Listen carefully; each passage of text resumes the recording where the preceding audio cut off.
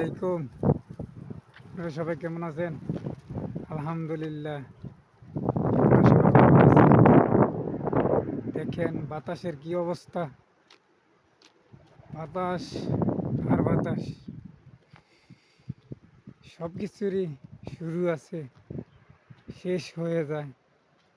শ্রাবণ এসে মেঘের কাছে দেখা করে যায়। শ্রাবণ যদি পালিয়ে যায়, মেঘও পালিয়ে যায়। এটাই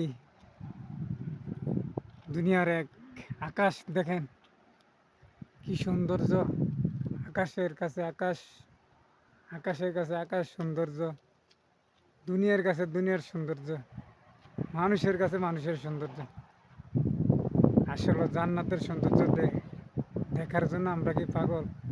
আমরা অবশ্যই দাবি করি জান্নাত দেখার জন্য। অবশ্যই আমাদের সৌভাগ্য কখন হবে আমরা তা জানি না।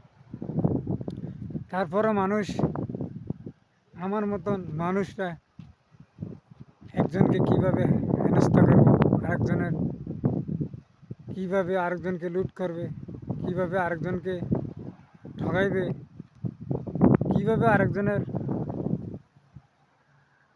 সম্মান হানি করবে, আর কিভাবে আরেকজনকে তার প্র্যাকটিস লস করবে, আর কিভাবে আরেকজনের সম্পদকে নিজের করে নেওয়া যায়, কিভাবে আরেকজনের জিনিস নিয়ে নিজের করা যায়, আর কিভাবে একজনকে ঠগিয়ে আরেকজনের পাশে যাওয়া যায়,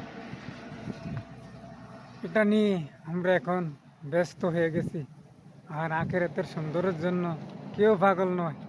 এখন মানুষ পাগল দুনিয়ার সুন্দরের জন্য, দুনিয়ার দিন, দুনিয়া নিজের কিভাবে সম্পদ অটল করা যায়, এই সৌন্দর্য নিয়ে আমরা এখন ব্যস্ত হয়ে আছি। আমাদেরকে আল্লাহ হেফাজত করবে কবে, কবে যে আমাদেরকে বুঝ দিবে। বুঝ মনে হয় আমাদের এই জগতে আর হবে না, সম্ভব নয়। কারণ আমাদের ভিতরে হারাম ঢুকে গেছে, আমার ভিতরে হারাম ঢুকে গেছে। কিভাবে হারাম হবে? হারাম হওয়ার প্রশ্নই আমাদের কাছে নাই। একটা লোক, হাজার হাজার লোক হারাম খাইতে আছে, একটা লোক হালাল ছাড়া কিভাবে থাকবে আর কিভাবে সম্ভব হবে?